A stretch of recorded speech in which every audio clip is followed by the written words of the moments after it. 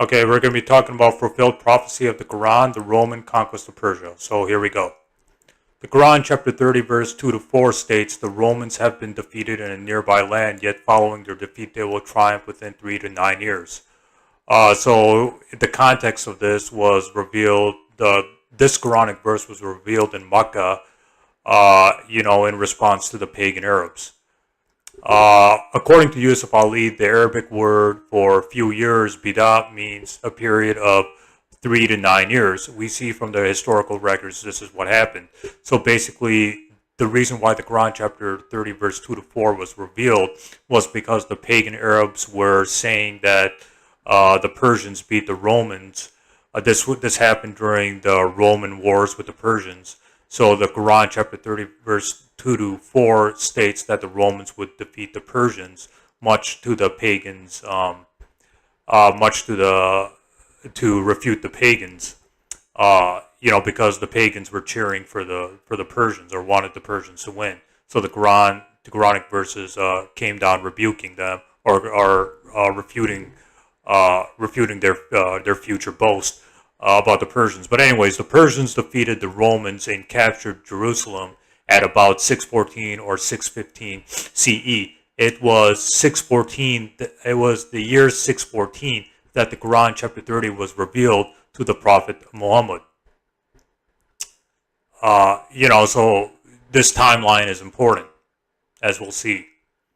The Romans counterattacked the Persians in 622 CE. The battle known as Heraclius Campaign of 622 CE was the Roman Empire Heraclius defeating the Persians in Anatolia, which is modern-day Turkey. This happened exactly 7 to 8 years, 8 years after the Quranic verses were revealed. So this prophecy came true in the time period given in the Quran, which is the time period of Bidah.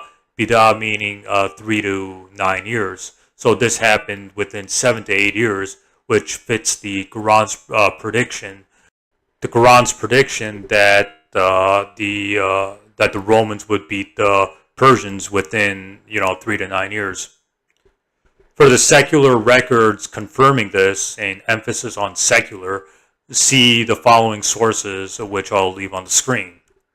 So these are secular non-Muslim sources that confirm the Roman victory over the Persians.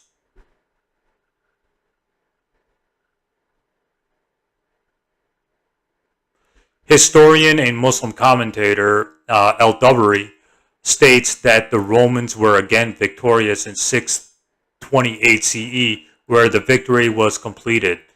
See the History of al-Tabari, Volume 8, pages 100 to 101.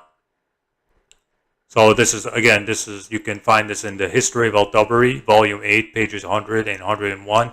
He also states that the Romans were victorious a few years later, and this shows that the Roman victory over the Persians was a permanent victory. So basically, there's only one critic of this prophecy. It's the infamous, Sam the Scam Shamoon, or should I say, Sam Smackdown on ex-wife Shamoon, admits this prophecy of the Quran came true, but he tries to argue that the Quran was textually changed to make this prophecy come true. However, this is false. Now, the issue of the Quran's preservation and how the Quran was preserved from the oral recitations to the early manuscripts to what we have in today's Quranic manuscripts, that's a whole different topic. So I'm going to leave the link to a video I did last year called The Preservation of the Quran. And you can see early manuscripts and you can see what non-Muslims have to say about the preservation of the Quran. But anyways, the Quran chapter 30 was recited by the Prophet Muhammad and written down during the time of the Prophet Muhammad. And the early manuscripts we have match what the Prophet Muhammad said and with today's Quranic manuscripts. For early manuscripts of the Quran and how even non-Muslims are saying that the Quran's early manuscripts match today's Quran and that the Quran we have today is the same one recited by the Prophet Muhammad 1400 years ago, see my video on the Quran's preservation.